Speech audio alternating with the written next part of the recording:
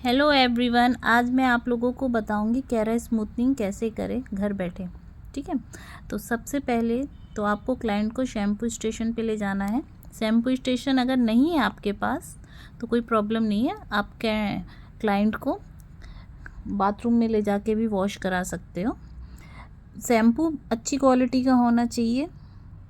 आप शैम्पू कोई सा भी ऐसे ही नहीं, अच्छी क्वालिटी का शैम्पू यूज़ करिए। फिर आप प्रॉपर तरीके से 2 बार शैम्पू करिए। एक बार में नहीं साफ़ होता है क्योंकि हमें केमिकल लगाना होता है, प्रोडक्ट लगाना है, तो एटलीस्ट शैम्पू 2 बार होना चाहिए।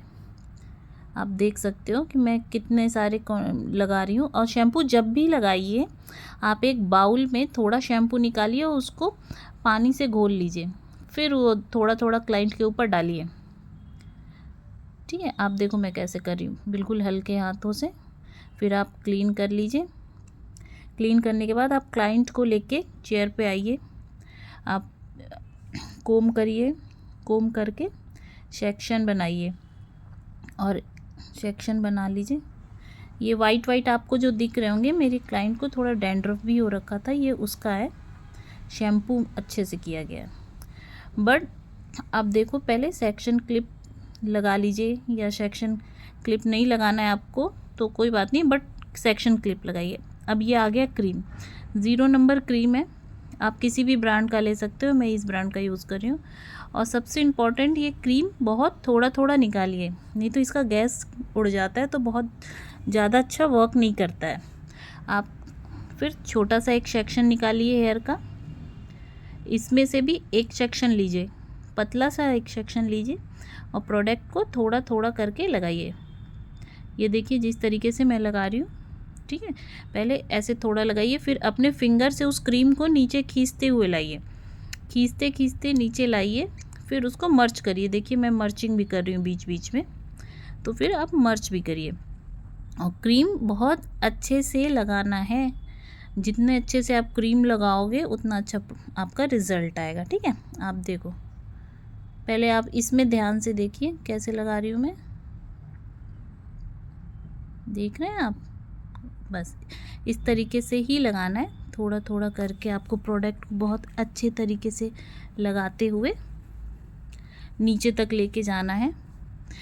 आप अगर हेयर स्पा करते हो तो आप स्मूथनिंग, स्मूथनिंग, केराटिन कोई भी प्रोडक्ट लगा सकते हो, बट कुछ प्रिकॉशंस होते हैं, उसका आपको ध्यान रखना है। ये देखिए मैं नीचे तक लेके आई, फिर ये कोम किया। कोम करना इसलिए इम्पॉर्टेंट होता है कि जो भी हम प्रोडक्ट लगाते हैं, सपोज़ अगर कोई प्रोडक्ट हमारे बाल पे नहीं लगा है तो वो कोम से हम जब खींचते हैं नीचे तो मिक्स हो जाता है। अदरवाइज़ ऐसा होता नहीं है कि ना लगे, बट प्रिकॉशनली हमें काम करना होता है क्योंकि हम प्रोफेशनल की तरह काम कर रहे हैं। तो ये सब चीज़ें इंपॉर्टेंट है कि आपको छोटी छोटी चीज़ें ध्यान देनी होगी, तभी आपके रिज़ल्ट अच्छे आएंगे। तो आप देखिए मैं पूरे कैसे अप्लाई कर रही हूँ।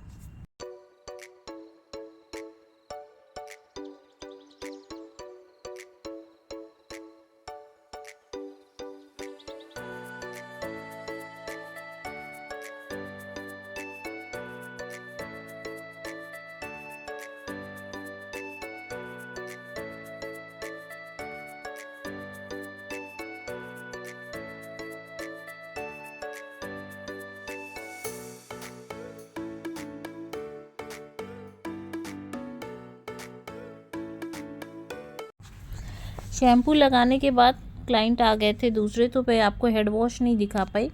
35 मिनट्स के लिए आपको ये फर्स्ट क्रीम रखना है। ठीक है, कभी कभी क्या होता है कि आप क्लाइंट के बीच बीच में चेक करते रहना, कुछ लोगों का 20 मिनट में भी हो जाता है, कुछ लोगों का 30 मिनट, कुछ लोगों को 40 मिनट भी लगता है। मुझे इस क्लाइंट के ऊपर 35 मिनट लगा क्योंकि इन क्लाइंट के बाल ऑलरेडी काफ़ी अच्छे थे। आप फिर प्रेसिंग करोगे ऐसे पतला पतला सेक्शन लेके सुखाने के बाद।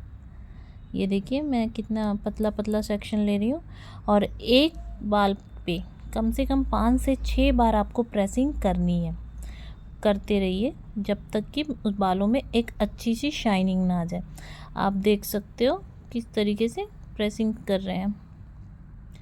बहुत पतला पतला सेक्शन लेना है प्रेसिंग करने के लिए, मोटा सेक्शन नहीं लीजिएगा।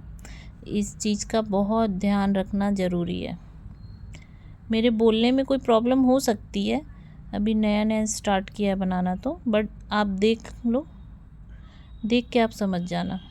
हाँ, और मेन इम्पॉर्टेंट, अगर हेयर पतले हैं आपके तो आप 210 के ऊपर नहीं जाओगे। जैसे 230 तक लास्ट रहता है प्रेसिंग में आइकॉनिक के, तो आप 210 तक ही जाओगे।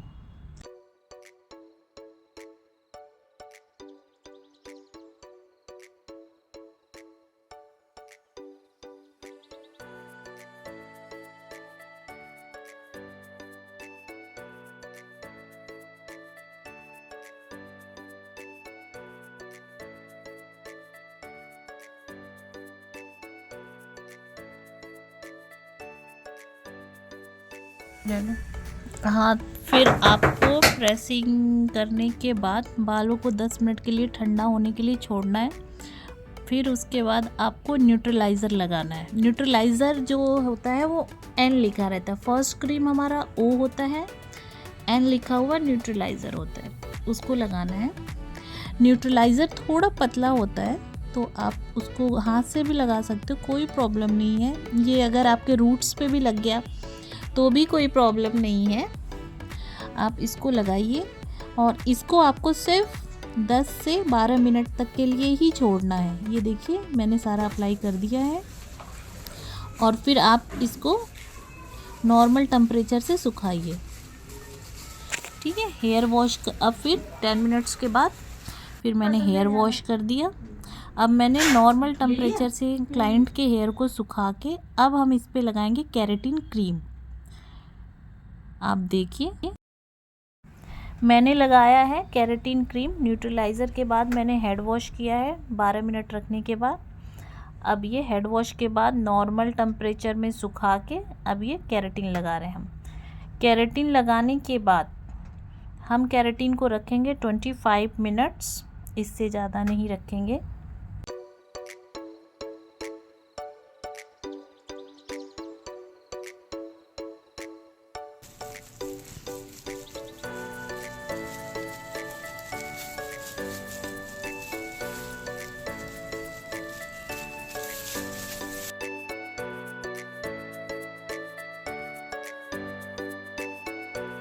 केराटिन को 25 मिनट के बाद सुखा के प्रेसिंग कर दीजिए। उसके बाद आप क्लाइंट को फ्री करिए, 2 दिन के बाद आप बुलाइए क्लाइंट को, और उसके बाद आप हेड वॉश कर दीजिए। क्लाइंट को सब बोलना है कि आपको रबड़ नहीं लगाना है, क्लचर नहीं लगाना है, हेड पे स्वेटिंग नहीं होना है।